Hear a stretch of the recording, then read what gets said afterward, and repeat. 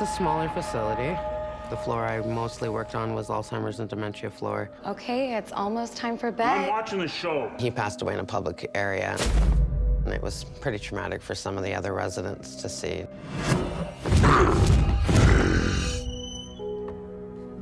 The first time I walked into the building, some places it feels off. I was pretty new to the facility. He looked at me and ran into a patient's room. Did I just see an apparition? I'm by myself on that floor, and all of a sudden I hear doing rounds. And I said, no, I am not going up to the 4th floor.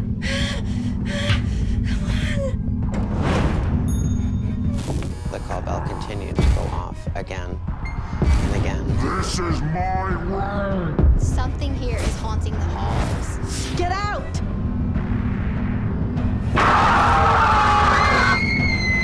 I've never seen anything like that.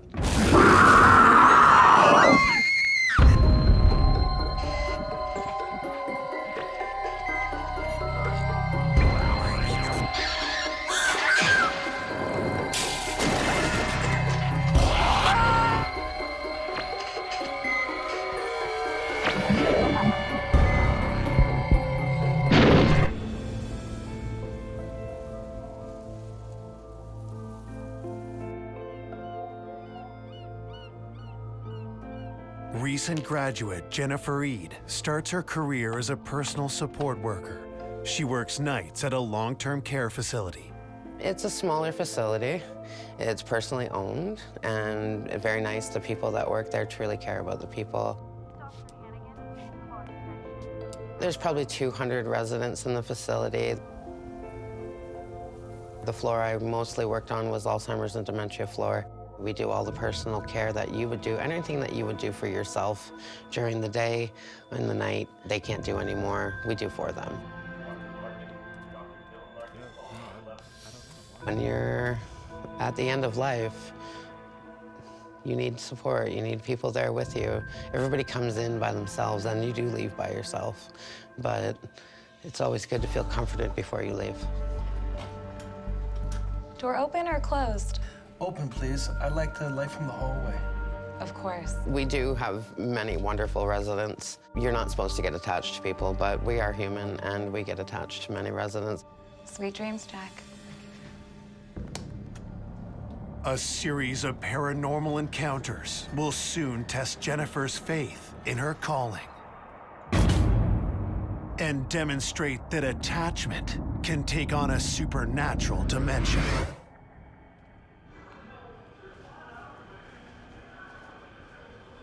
Those look like some really nice photos. The man in room 213 lived there about 5 or 6 years. He liked to be left alone, kept to himself. Okay, it's almost time for bed. I'm watching the show. All right, it's okay. I'll come back for you. And you can tell he was a hard kind of man through his life, and that's just who he was, his personality. He was there for a very long time, but near the end of his life, very agitated. Where's that nurse? Where are you? Come on! He used to ring the call bell constantly.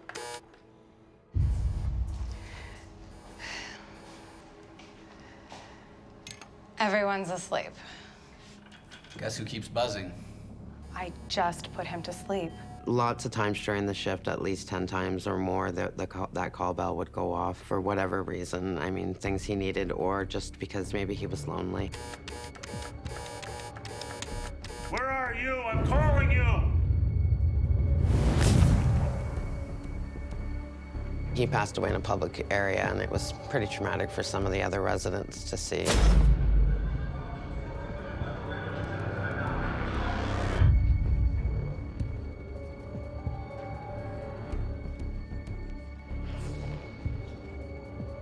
He was from another country, and they had to keep him in the cold storage in the basement until they could fly his body to the country he was going to for burial. So everybody was kind of on edge that there was, you know, a body in the building for that long.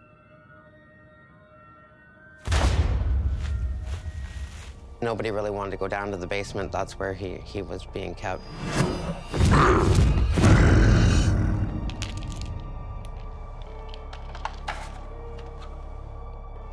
Shoot. The cart's running low. Looks like no one wants to go to the basement for supplies. I still didn't want to go downstairs. I can go. What do we need? More of these pills. Want to start on the chest checks? Yes, please. Thank you. My coworker said, "Why don't you start doing rounds?"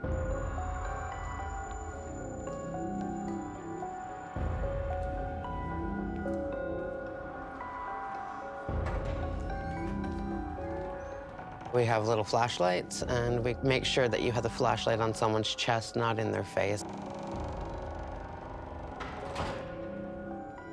Just go room by room, make sure everyone's in bed, sleeping nicely.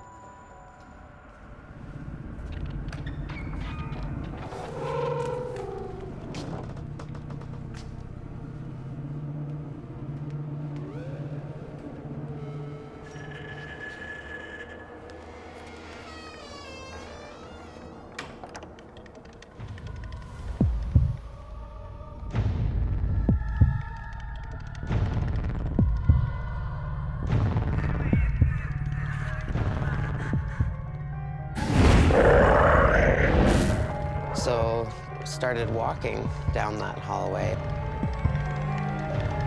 I'm by myself on that floor. Everybody's asleep, and all of a sudden I hear right in my ear. Doing rounds. It was a male's voice. It was deep but precise, and it was very close to my ear. And all the hair on the back of my neck went up, and I had chills through my whole body. I knew somebody was there, but there was physically no one I could see there. So there was no way that somebody from one of the rooms had said that.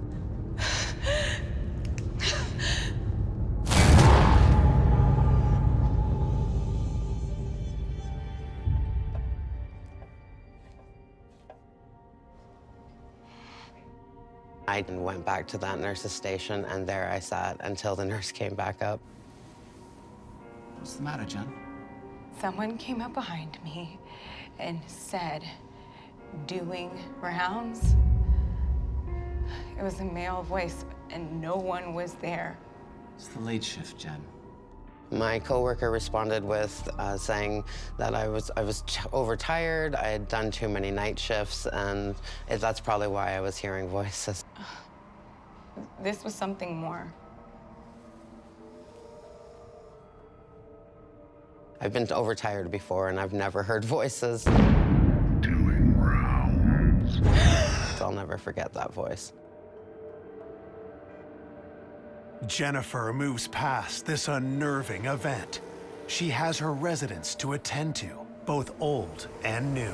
Come have a seat on the bed. Isn't that cute? Bring your legs up and around. Perfect. Of course, they refill the rooms with new people all the time. So after that gentleman passed away, we moved a new female resident into that room, room 213. Thank you, dear. All cozy? You have a good sleep now. See you tomorrow. Okay, good night.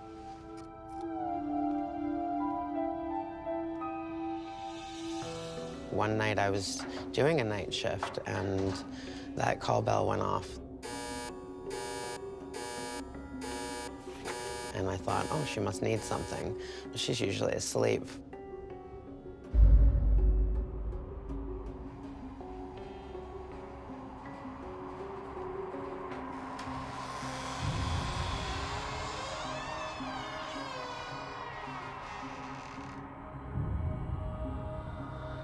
I went down all the way to the room 213, and she was fast asleep.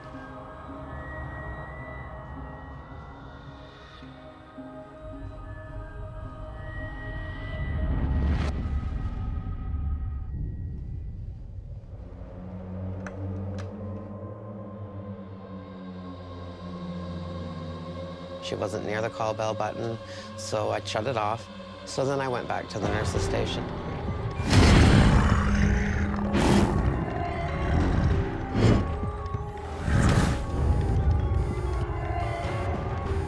Hey, you got another call light. 213. You sure? I just came from there. Yeah, 213.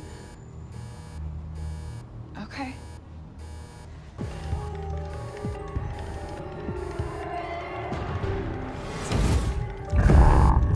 The call bell continued to go off again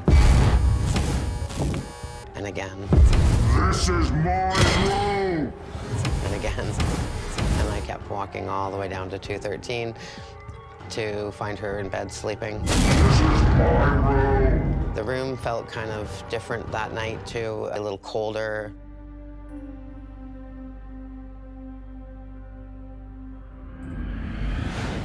The next day, Jennifer speaks to the new resident. Hi, I'm here. Last night, your call button went off a bunch of times and you were sleeping. I said, you know, do you ever see anybody in your room or anything? Because it was really weird last night. And she's like, there's a man that comes in my room all the time. And he's creepy. He's tall and stringy white hair.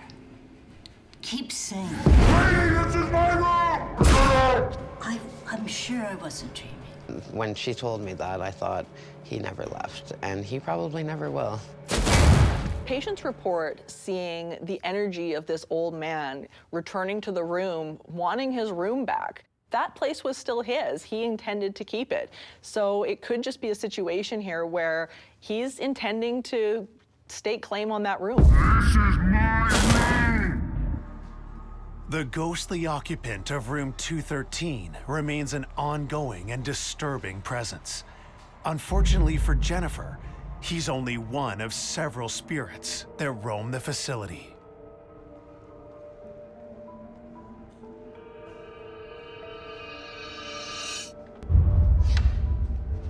Doing rounds?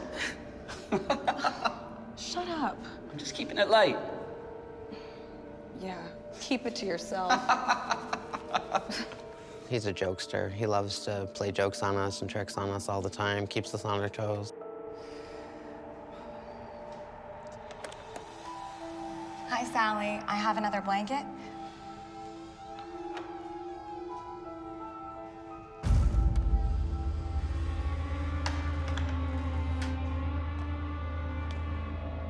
I sensed someone behind me, and I thought for sure I was gonna be scared by him. Like, I'm ready for him this time.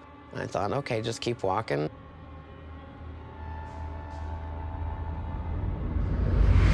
And all of a sudden, I feel a hand on my shoulder.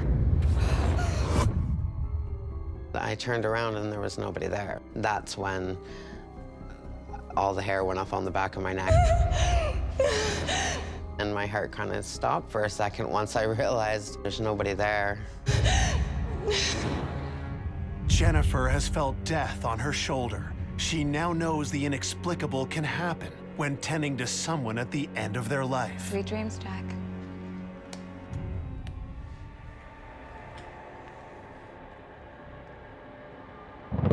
But even this knowledge can't prepare her for what happens next. Sometimes when you see things that aren't usual, let's say in a disease or in a person that you know a month ago didn't act the way they act, and they're displaying things that I've never ever seen. No. Just one little bite, Jack. No, no, no. Screaming, hollering, and I mean, the voice sounds very different. No. I said no. You're trying to poison me. Jack, I'm not trying to poison you. I am not trying to poison you. The patient actually got violent. Some people, I think, when they have certain diseases, they become more vulnerable to negative things. And I don't know if something attached itself to this person. Nothing can prepare you for something that you don't know how to handle. This is on a different level. I mean, this is stuff that people don't talk about.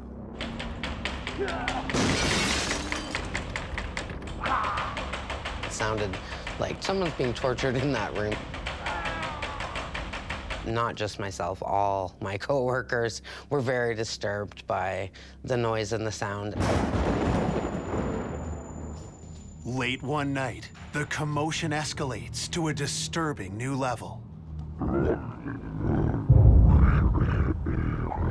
I'm walking down the hall one day, and I hear deep guttural voices coming from that room. Strange voices, like just deeper than usual.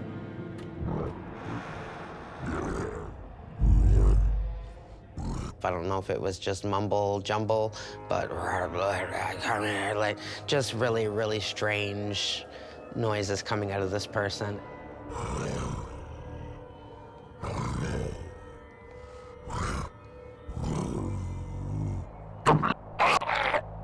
Working almost 25 years in healthcare, I've never seen anything like that.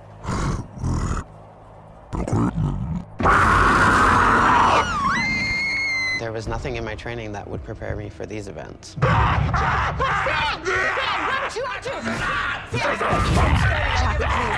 to calm down. It scares you because they sound like they have a possession or they are not alone, they have demons. It's very scary.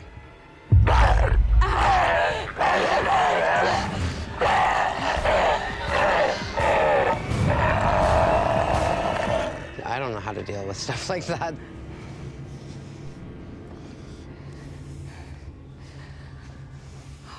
Upon leaving the room, I would always say, you're not allowed to come with me. You must not attach. I did go in that room with a rosary every time because I didn't know if there was something attached to that resident, but I didn't want it to attach to me.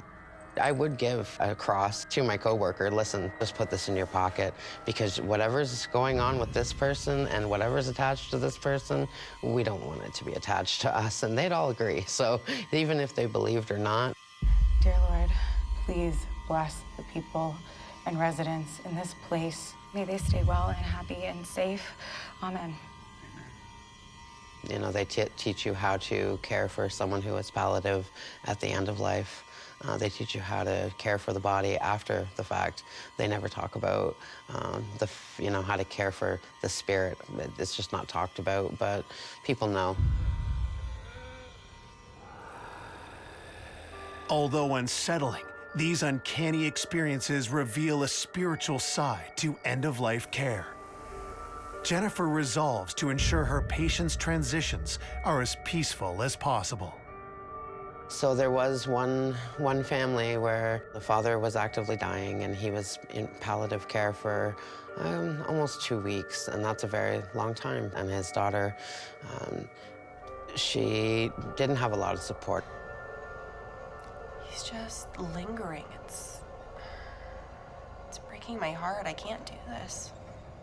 I was there with her quite often. I spent the night most nights, and it was breaking her heart to watch him this long dying. Maybe he's waiting for someone to come and get him. She turned to him and she said, "Dad, I'm gonna miss you and I love you." She's like, "But I'll be okay. If Mom comes to get you, you need to go with Mom. Don't worry about me, I'll be fine." It's okay, Dad.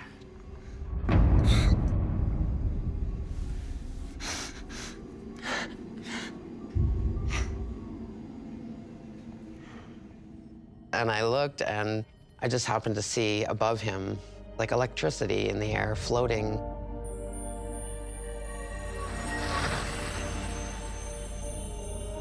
It was amazing. It was blue, kind of yellowy color. It was just sparks. It looked like electricity floating through the air over the man's body.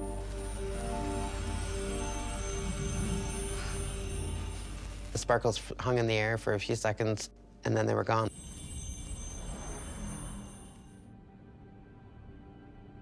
I actually felt at peace, and I felt that his spirit has moved now, and he can move on to whatever is next.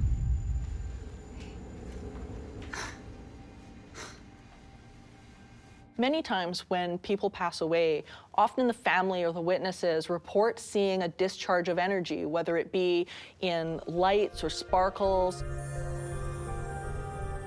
There's a discharge or release of some kind of energy, and people's perception interprets it in a different way.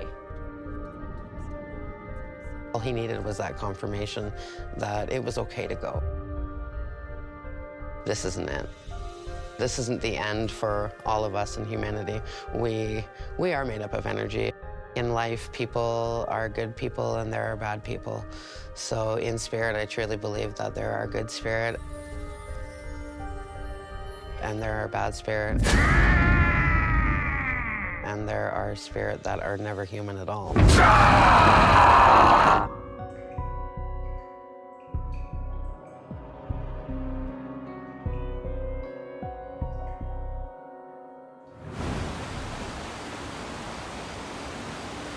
Far from the thundering waters of Niagara Falls sits an austere assisted living facility where Sarah Gillespie arrives for her very first shift.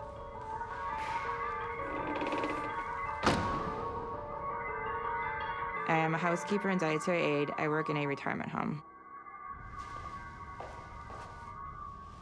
You must be Sarah. Yes, that's me. Why don't you drop your things off and we'll show you around? Sure thing.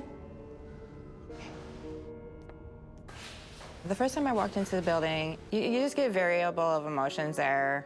You know, you feel what the residents are feeling, you feel what the employees are feeling, and the building itself, some places it feels off.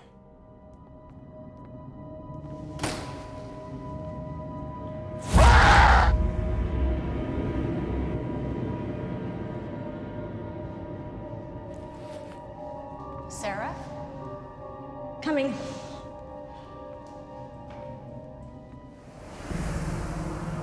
Sarah quickly settles into the routine of her new job, but can't shake the feeling that something isn't quite right. Do you think a retirement home wouldn't be that scary? But that place it's not a good place. It doesn't have good vibes. It's got bad energy. There's people passing away. It's just not a good place.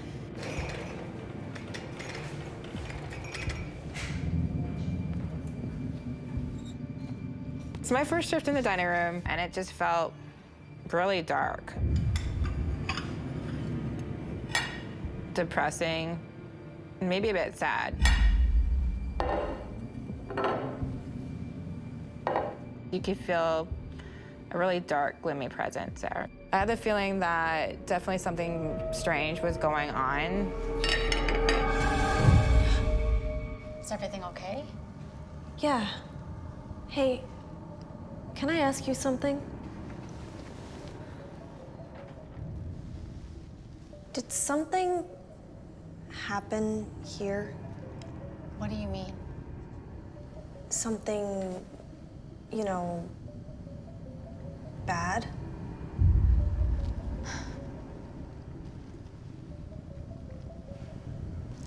As a matter of fact, a resident died here.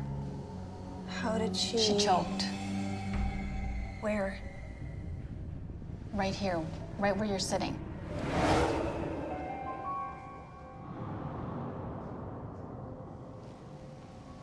When you're finished up here, can you start the laundry in the basement, please? Sure.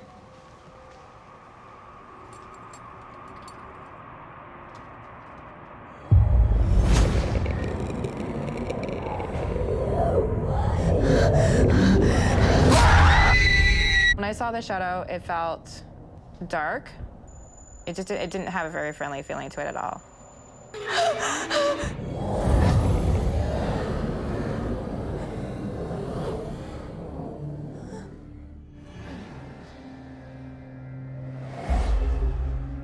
Alarmed by her experience in the dining room, Sarah welcomes a new set of duties in another part of the facility. I go down to the basement. That is where the housekeeping is.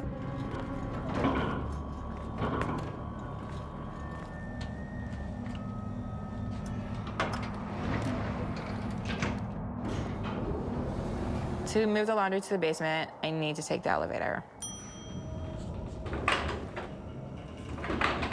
That basement, it's not very well lit.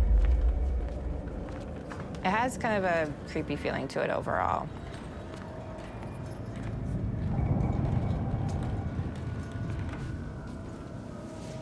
So I go to the table, I start folding the resident laundry.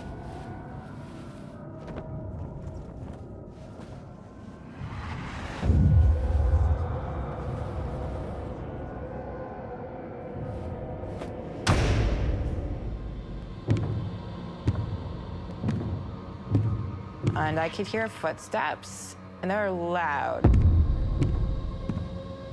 Hello? Somebody there? Hello? And they sounded like they were kind of in a hurry. Hey, is everything okay? I thought perhaps it could be one of my coworkers.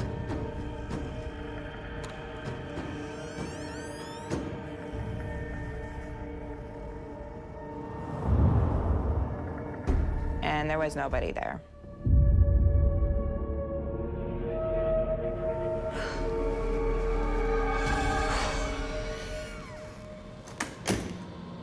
I'm hearing things, but I'm not seeing anybody. So I was kind of creeped out about that. But I had to continue doing my job, you know? You can't just run away. So you just stay there.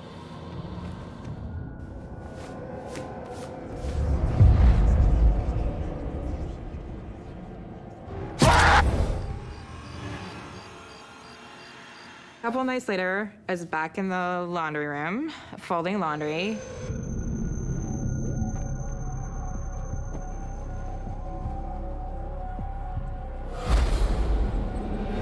I saw a movement at the corner of my eye, and I looked over to see what it was. Sir? And I saw a person standing there, and I did not recognize him.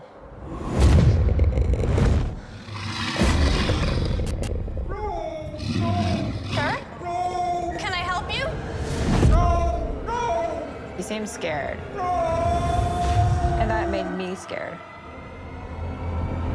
What's there? What is he looking at? I don't know why he appeared to me, but I'm thinking he wanted to let me know that something was coming. It felt like something really bad was definitely on its way down that hallway.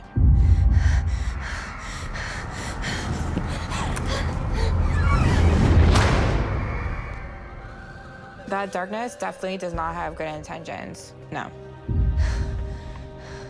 I felt really trapped in that room. I didn't want to leave because I didn't want to see what was there. Out of the corner of my eye, I see what looked like a figure. It was only like 5 steps away from me.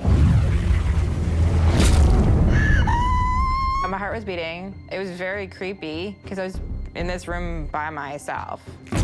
It let me know that it was there. It was definitely wanting my attention.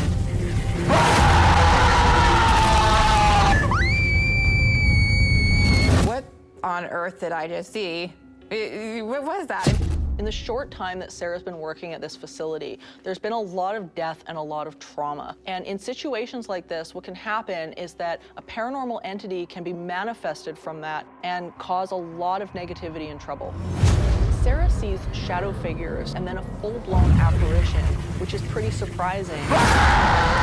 This entire place seems to be a plethora of events and activity that's going on. It may not be necessarily connected, but it is definitely connected to the location itself.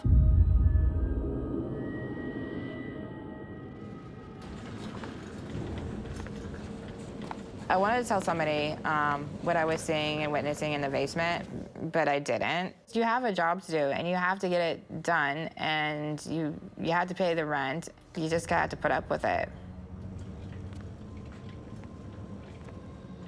I think I rationalize it. It's like, so far, it really hasn't hurt me. You know what I mean? I'm just seeing things, but so far, it hasn't hurt me. I just get creeped out.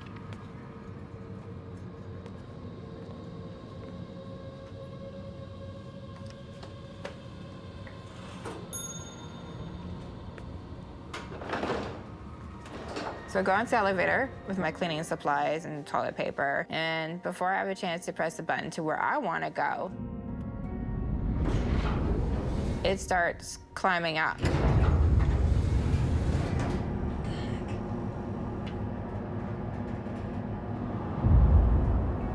then I realized it's going to the 4th floor. Oh.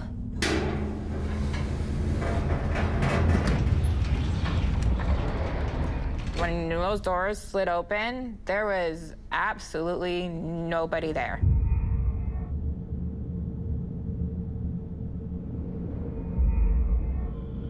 There was nobody in the hallway. There was nobody starting to open up the door. To come out of their rooms, there was nothing.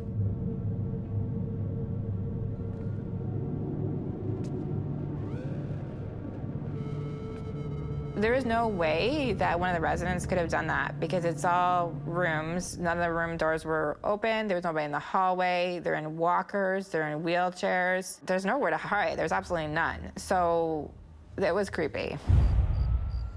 The unusual problem with the elevator continues throughout the evening. Before you had a chance to press that button,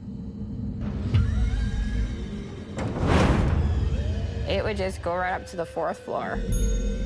And it did that about 3 times that day. Something was pressing that button because it was lit.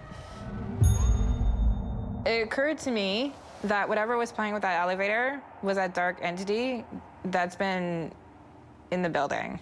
And this is basically, it feels like this is its playground. The thing that really freaked me out the most is at the end of the day, I'm exhausted.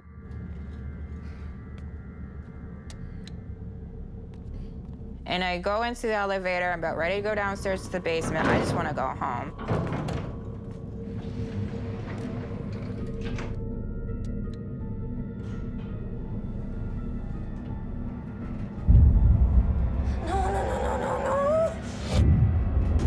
And I said, no, I am exhausted. I am tired, and I just want to go home. I am not going up to the 4th floor.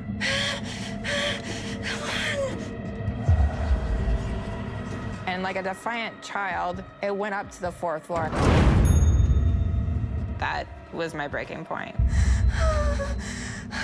I could feel something was gonna happen.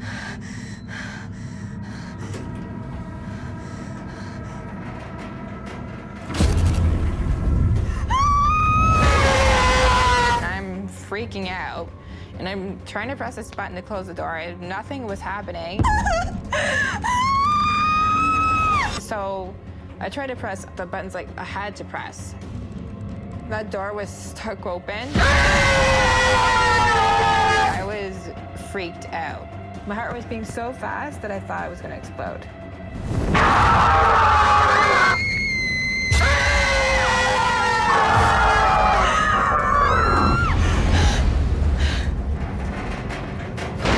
Yeah, I was very afraid. I want to get out of there. I want to get my things. They're in the basement office, and I want to leave. I want to go home. And I didn't use that elevator to go home. I went up the stairs.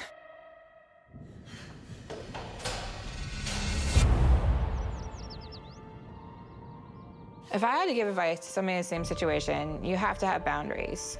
You know, you have to be firm. You have to let it know that, no, you cannot cross this line. This is my line. This is my personal bubble, and you're not crossing it. I want you to leave me alone. I've always been sensitive to paranormal activity. I can't explain why. But I've never had that much happen in one place before, and that many variety of things, never. No! I would just like to know more about it, definitely.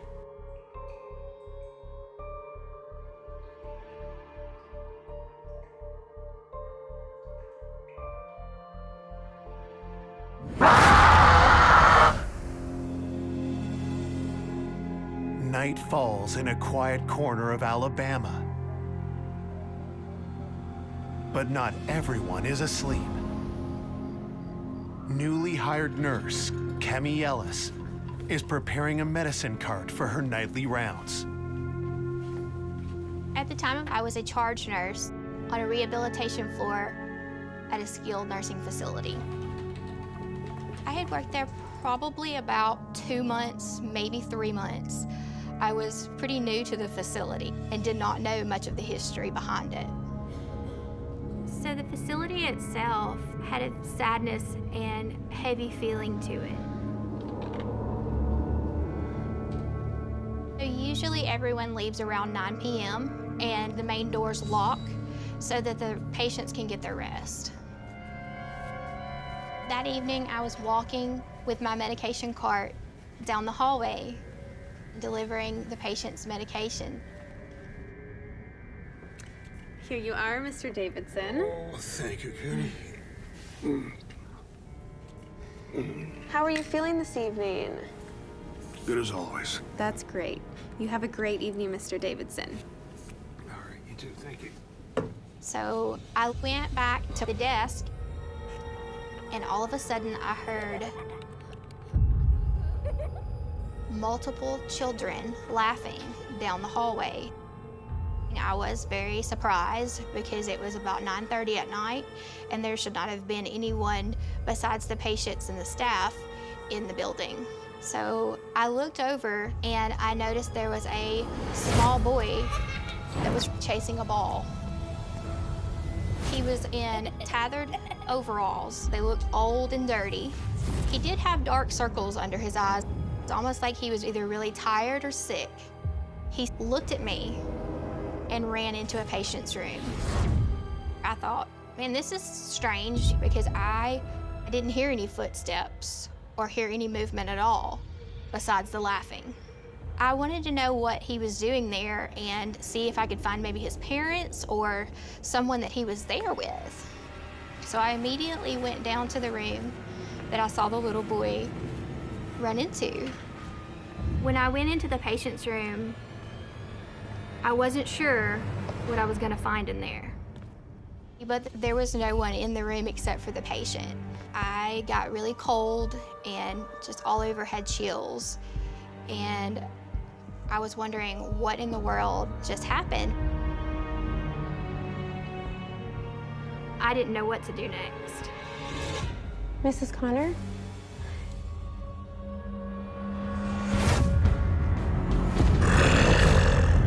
Get out! Connor. Mrs. Connor, it's me. It's okay. It's Kemi. It's that little boy. He keeps scaring me. And I said, well, do you know the little boy? And she said, no. And I said, well, do you recognize him at all?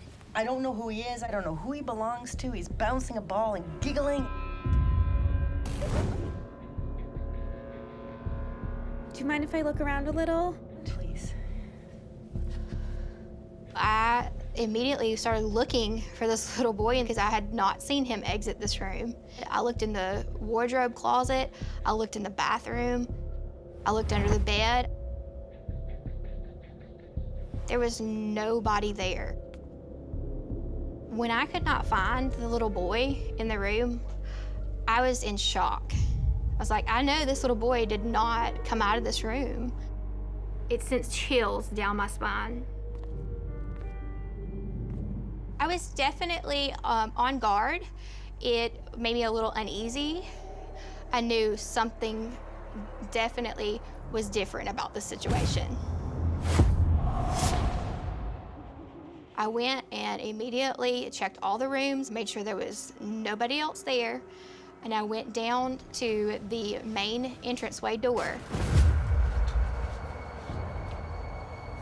And it stays locked at 9, and when I went down there, the door was locked. Oh my God, Rose, you scared me. You look scared already. Did something happen? It's been a long night. I was like, well, did I just see an apparition? What did I just see? What experience did I really just have? And I asked her, I said, have you seen any visitors here today? And she said, I haven't seen any this evening, but I did see some earlier this afternoon. At this point, I was like, there's got to be an explanation for this. There's a small child here, unattended, running down the hallway, and you know, where's he coming from? And where are his parents?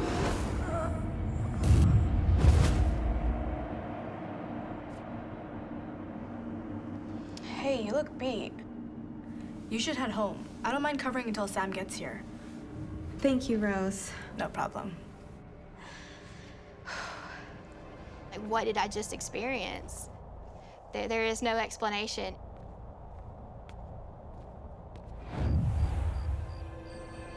The ward is quiet for several days, but one evening, a patient tells Kemi something startling. I had a male patient tell me that he had seen a child in his room, and it was about 3 o'clock in the morning, so I knew that there was no children in the facility at that time. I think I saw a little boy. A little boy?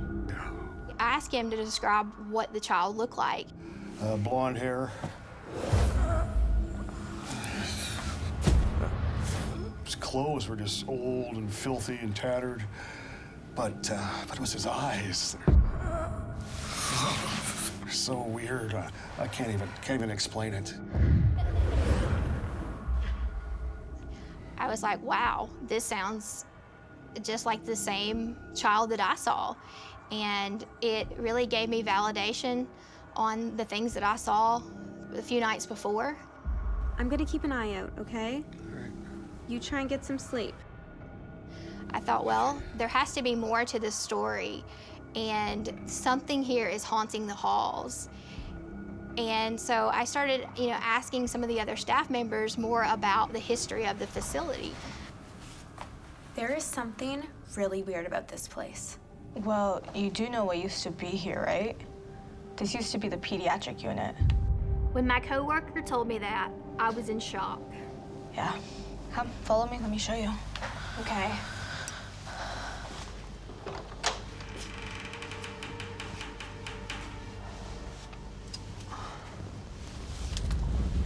See? This is it. Oh my God, look at the wallpaper. When I saw the wallpaper, I just could not believe what I was seeing. It was just the type of wallpaper that you would see on a pediatric floor or in a child's room.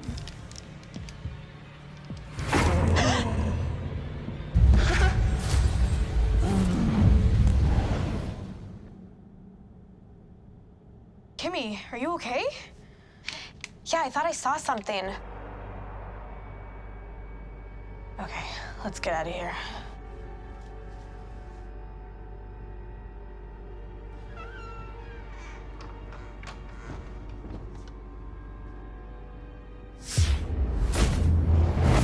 There's two things that could be going on with this particular haunting. It could be a situation of residual energy, which is like an imprint or a memory embedded into the environment. Or it could be an intelligent haunting where a spirit is actually coming back in visitation because they enjoyed being there and they had good memories while they were staying. I really don't know why I got to see the child and why certain patients got to see this child. I don't know why he only presented himself to certain people. Get out! Places of life and death definitely bring that out. There are things that we cannot explain that happen.